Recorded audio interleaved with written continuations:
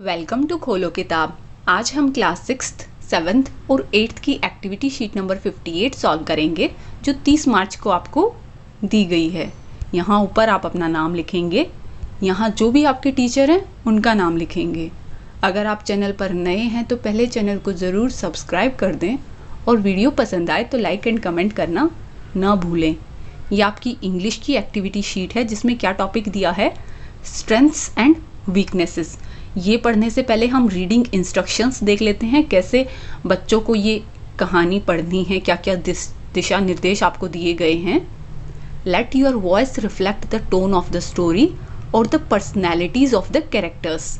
कि जो इस कहानी की टोन है या जो इस कहानी के किरदार हैं उनकी पर्सनैलिटी दिखाई गई है, आपकी आवाज़ में वो चीज़ झलकनी चाहिए। आप इस तरह की आवाज़ में इस कहानी को पढ़ें। डोंट रीड टू फास्ट, और ज़्यादा जल्दी जल्दी ना पढ़ें। Vary your pace so you can pause for emphasis, और अपनी स्पीड को, पेस मतलब स्पीड को वेरी चेंज करें और थोड़ा रुके। जहाँ ज़ोर दे के कोई बात कहनी हो, कोई इंपॉर्टेंट बात कहनी हो तो थोड़ा पोज लेके, एक सेकंड का गैप लेके फिर उस बात को बोलें। देख लेते हैं क्या दिया गया है इस कहानी में। Strengths and weaknesses. स्ट्रेंथ्स किसको बोलते हैं? ताकत को। वीकनेसेस मतलब कमजोरियां। तो ताकत और कमजोरी से रिलेटेड ही आपकी ये कहानी है। Raj was upset because he had done poorly in English dictation that day. ये एक राज की कहानी है। ये जो बच्चा दिखाया हुआ है आपको, वो बहुत उदास था। क्यों था? क्योंकि उसने इंग्लिश डिक्टेशन में उस दिन बहुत गंदा परफॉर्म किया था, पुअरली परफॉर्म किया था, अच्छे मार्क्स नहीं आए, आप ये कह सकते हो। इंग्लिश डिक्टेशन आपको पता होगा क्या होती है, आपके स्कूल में भी होती होगी कि टीचर कोई वर्ड बोलता है, फिर आप लोगों को वो लिखना होता है, तो उसको लिखना नहीं आया होगा, गलत स्पेलिंग्स लिखी होंगी, बहुत गंदी उसकी परफॉर्मेंस रही, तो इसलिए वो बहुत उदास था। He was sitting in his room and sulked when his grandmother came and comforted him. कि वो अपने कमरे में बैठा हुआ था और सल्क्ड मतलब कि वो काफ़ी ज़्यादा उदास था, नाराज़ भी कह सकते हो खुद से कि उसने अच्छा परफॉर्म नहीं किया। फिर उसकी वहाँ दादी आई और दादी ने क्या किया, उसको कंफर्टेड किया, मतलब उसको सांत्वना दी, उसको थोड़ा समझाया। His grandmother set beside him and gave him a beautiful pencil. उसकी दादी माँ उसके पास में बैठ गई, ये दिखा रखी ना, यहाँ पास में बैठ गई और उसको एक बहुत ही प्यारी सी पेंसिल दी। ये पेंसिल देते हुए दिखा रखा है। Raj looked at his grandma, he was puzzled. Raj ने अपनी दादी की ओर देखा और वो पजल था, कंफ्यूज था, समझ नहीं पा रहा था कि दादी मेरे को पेंसिल क्यों दे रही है। And said, I do not deserve this pencil, कि मैं इस पेंसिल को डिजर्व नहीं करता हूँ। I have not performed well in the test. His eyes were filled with tears. कि उसने कहा, मैं इस लायक नहीं हूँ कि आप मेरे को ये इतनी अच्छी पेंसिल दो, और मैंने तो एग्ज़ाम टेस्ट में भी बहुत गंदा परफॉर्म किया है, अच्छे से परफॉर्म नहीं किया। और ये कहकर उसकी आंखें आंसुओं से भर गई, उसे रोना आ गया। His grandma said with a lot of love and compassion. उसकी दादी फिर उसको बहुत प्यार से और कंपैशन वही कह सकते हो, सहानुभूति से, प्यार से उसको समझाती है, कुछ कहती है। क्या कहती है? You can learn many things from this pencil, कि तुम बहुत सारी चीज़ें सीख सकते हो इस पेंसिल से। It is just like you Raj, कि ये जो पेंसिल है ये बिल्कुल तुम्हारी तरह ही है Raj. A pencil experiences painful sharpening just the way you have experienced the pain of not doing well in your test. कि ये जो पेंसिल होती है ये भी वही चीज़ ये एक्सपीरियंस करती है, दर्दनाक, जब इसको छीलते हैं, शार्पनिंग करते हैं इसकी, तो इसको भी पेन होता है, बुरा लगता है, जैसे अभी तुम्हें फील हो रहा है। किस लिए फील हो रहा है तुम्हें बुरा? कि तुमने टेस्ट में अच्छा परफॉर्म नहीं किया। However, it will help you be a better student, लेकिन इससे तुम्हें मदद मिलेगी, तुम एक अच्छे स्टूडेंट बनोगे। अभी भले ही तुम्हारे अच्छे मार्क्स नहीं आए हैं, बट तुम आगे कोशिश करोगे, फिर तुम्हारे और अच्छे मार्क्स आएंगे। जैसे पेंसिल जब आप लिखते रहते हो, वो फिर एक टाइम ऐसा आता है उसको शार्प करने की ज़रूरत पड़ती है, तो पेंसिल को शार्प करते हैं, उसको दर्द तो होता होगा। ऐसा हम इमेजिन करके चल रहे हैं। नॉन लिविंग थिंग्स को वैसे ये चीज़ें फील नहीं होती, बट हम इमेजिन करके चल रहे हैं कि जैसे पेंसिल को शार्प किया तो उसको प्रॉब्लम तो हुई, पर वो फिर शार्प होने के बाद बहुत अच्छा लिखती है। वैसे ही तुम भी अब टेस्ट में, भले ही तुमने इस बार अच्छा परफॉर्म नहीं किया, लेकिन इसी की वजह से तुम आगे चल के बहुत अच्छे स्टूडेंट बनोगे। Just as all the good that comes from the pencil is from within itself, you will also find the strength to overcome this hurdle. कि जैसे अभी आपको बताया कि पेंसिल के अंदर से ही वो चीज़, वो हिम्मत आई कि वो और अच्छे से लिख पाई। एक टाइम पे उसका लिखने की, जब आप पेंसिल से काफ़ी देर तक लिखते रहते हो तो ज़रूरत पड़ती है शार्प करने की, वही चीज़ फिर वो उसी के अंदर से आती है, फिर वो और अच्छा लिखना स्टार्ट कर देती है जब आप उसको शार्प कर लेते हो। इसी तरह आपकी ताकत भी आपके अंदर से ही आएगी और आप जो ये मुश्किल है, ये बाधा है, उसको पार कर पाओगे। वो अपने बेटे राज को समझाती है, पोते को। And finally, just as this pencil will make its mark on any surface, you too shall leave your mark on anything you choose. और आखिर में जैसे ये पेंसिल अपना निशान छोड़ देती है किसी सरफेस पे, वैसे ही तुम भी अपना निशान छोड़ोगे जिस भी चीज़ को तुम चूज करोगे। The pencil teaches us to be strong from inside. और पेंसिल हमें ये सिखाती है कि हमें अंदर से मजबूत होना चाहिए। It also teaches us to improve our weaknesses, converting them into our strengths. इससे हमें ये भी सीखने को मिलता है कि हमें अपनी कमज़ोरियों को इम्प्रूव करना चाहिए। जो हमारी वीकनेसेस हैं उनको इम्प्रूव करो, उनको बदलो, किसमें? अपनी ताकत में। जो कमज़ोरियां हैं उनको पहचान के, उनको इम्प्रूव करके अपनी ताकत में बदलना चाहिए। Raj felt consoled and promised himself that he would do better by being like a pencil and do well in future। तो राज भी काफ़ी इस चीज़ से कंसोल्ड, मतलब कि उसको एक तरीके से दिलासा मिला इस चीज़ से, और उसने प्रॉमिस किया कि वो भी ज़िंदगी में आगे बेटर करेगा, अच्छा करने की कोशिश करेगा जैसे पेंसिल करती है, और फ्यूचर में, भविष्य में अच्छा ही करेगा। अब इस कहानी से शिक्षा क्या मिलती है? We all have the strength to be who और what we wish to be. कि हम सबके पास ताकत होती है, जो हम बनना चाहते हैं, जो हम विश करते हैं वो चीज़ बनने की, हमारे अंदर ही वो ताकत होती है। हमें वो ताकत पहचाननी होती है। कमज़ोरियाँ भी होती हैं, बट उन कमज़ोरियों को आप पहचानो, उनको इम्प्रूव करो और उनको किस में कन्वर्ट करो? अपनी स्ट्रेंथ में, अपनी ताकत में। फिर आप जो चाहते हो वो बन सकते हो। अब सजेस्टेड एक्टिविटीज़ देख लेते हैं। फर्स्ट क्वेश्चन दिया हुआ है, who all are there in your family, write one quality about each member which you like the most. पहले तो आप ये बताओगे कि आपकी फैमिली के अंदर कौन कौन है, मम्मी पापा भाई बहन दादा दादी, जितने भी लोग हैं, पहले तो आप वो बताओगे और फिर उनकी एक एक क्वालिटी बताओगे कि वो कैसे हैं। मैं वन वर्ड में कई सारी क्वालिटीज़ बता रही हूँ, आप कोई भी एक क्वालिटी लिखें। मैंने फैमिली मेम्बर्स में 4 लोग लिखे। कौन? Father, mother, brother, sister. अगर आपके घर में दादा दादी हैं तो आप ग्रैंडफादर, ग्रैंड मदर भी लिखोगे। अगर बड़ा भाई हो तो आप लिखोगे एल्डर ब्रदर, बड़े को एल्डर बोलते हैं ना, और अगर छोटा होगा तो उसको बोलोगे यंगर ब्रदर। ऐसे ही बड़ी बहन हो एल्डर सिस्टर, छोटी बहन हो तो यंगर सिस्टर। ऐसे ही आप सबके नाम लिखोगे। पहले तो नाम नहीं, मतलब मेंशन करोगे आपका रिलेशन क्या है उनसे। अब उनकी क्वालिटी भी बतानी है, सिर्फ एक बतानी है। यहाँ इतनी सारी लिखी हुई हैं, आपको सारी नहीं लिखनी, कोई भी एक क्वालिटी लिखेंगे जो आपको पसंद है उनकी। कि पापा बहुत डिसिप्लिन्ड हैं और हमें बहुत अच्छा लगता है कि वो इतने अनुशासित हैं, या बहुत स्ट्रिक्ट हैं और हमें ये चीज़ उनकी पसंद है। बहुत प्रोटेक्टिव हैं कि हमारी बहुत प्रोटेक्ट करते हैं, सुरक्षा करते हैं हम लोगों को। या स्ट्रॉन्ग इतने हैं, इतने मजबूत हैं, ये क्वालिटी लिख सकते हो। या कोई और आपको अपनी क्वालिटी पसंद है अपने फादर के अंदर, वो बता दोगे।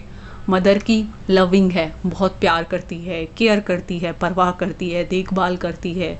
ऑप्टिमिस्टिक, आशावादी है, हमेशा पॉजिटिव सोचती है। काइंड, मतलब दयालु है।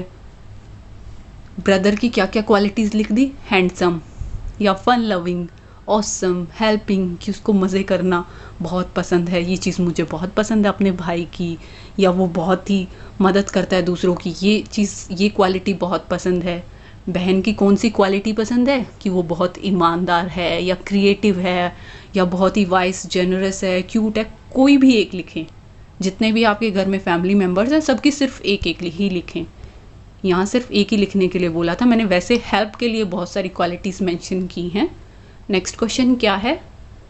Think all the words related to homework. Homework से रिलेटेड आपको और शब्द सोचने हैं। Write them down in your notebook and create a short story using those words. कि आप उन वर्ड्स को, जो भी आपको लगता है होमवर्क से रिलेटेड शब्द हैं, उनको अपनी नोटबुक में लिखोगे और फिर एक कहानी बनाओगे। छोटी सी कहानी आपको बनानी है उन वर्ड्स की हेल्प से। जो भी आप वर्ड्स लिखो, जैसे एग्जाम्पल दिया है स्टडी, टीचर, क्लासरूम एट्सेट्रा, ये होमवर्क से रिलेटेड उन्होंने कुछ एग्जाम्पल दिए हैं। आप और अपनी तरफ से सोच के और अपनी तरफ से ही कोई कहानी बनाएंगे। जैसे मैं यहाँ कहानी बना रही हूँ और क्या क्या वर्ड्स ले रही हूँ। वर्ड लिए होमवर्क। होमवर्क गृह कार्य को बोलते हैं, जो स्कूल में आपको दिया जाता है कि घर पे आपको ये काम करना है। तो एक वर्ड तो ये ले लिया। अब उस काम को करने के लिए हम पेंसिल का इस्तेमाल करते हैं, इरेज़र का इस्तेमाल करते हैं, और कहाँ करते हैं वो अपना काम नोटबुक के अंदर करते हैं। तो सिर्फ ये 4 वर्ड्स ही मैंने लिए और इनसे एक कहानी बना दी छोटी सी। क्या कहानी बनाई? Once while doing homework with the pencil, a boy made huge mistake in his notebook.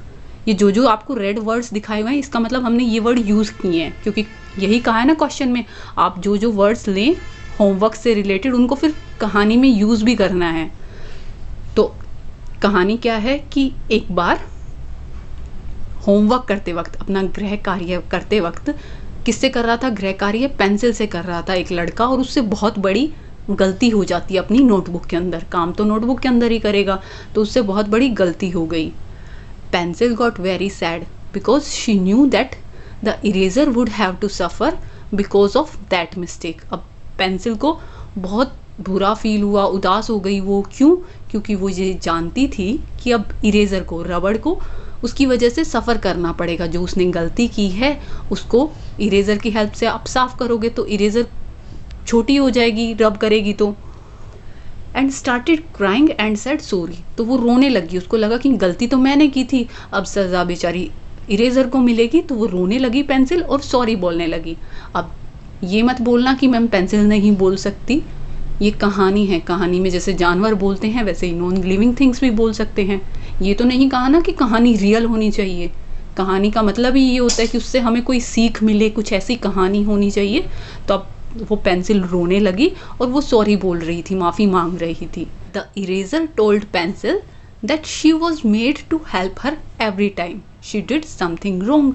तो इरेजर पेंसिल को क्या बोलती है कि वो तो बनाई ही इसीलिए गई है कि जब भी कोई पेंसिल से गलती हो तो मैं मदद कर सकूं। Eraser said, even though one day I know I will be gone but I will not be happy if I see you sad. Eraser उसको क्या जवाब देती है पेंसिल को कि मैं जानती हूँ एक दिन मैं बिल्कुल ही ख़त्म हो जाऊँगी, तुम्हारी गलतियों को मिटाते मिटाते मैं एक दिन ख़त्म हो जाऊँगी, लेकिन मैं बिल्कुल भी खुश नहीं होंगी तुम्हें उदास देखकर। तो तुम उदास मत हो, ऐसे रो मत। The boy was listening to all this conversation. और वो लड़का ये सब बातें सुन रहा था। कहानी है, कहानी में पेंसिल इरेजर बोल सकती है और लड़का सुन भी सकता है, तो लड़का भी उनकी बातें सुन रहा था। And he realised our parents are just like eraser and we are the pencil. और उस लड़के को ये सब, उन दोनों की बातें सुन के क्या रियलाइज़ हुआ, क्या उसने सोचा कि हमारे पेरेंट्स, हमारे माता पिता, वो भी इस इरेज़र की तरह हैं और हम लोग पेंसिल की तरह हैं। हम इतनी गलतियाँ करते हैं, इतना कुछ करते हैं जिसकी वजह से हमारे पेरेंट्स को तकलीफ़ होती है, पर वो कभी ये नहीं चाहेंगे, हमें उदास नहीं देख सकते वो लोग। इसलिए वो हमेशा हमारी गलतियों को सुधारने की कोशिश करते हैं, हमें सुधारने की कोशिश करते हैं, हमें बेहतर बनाने की कोशिश करते हैं।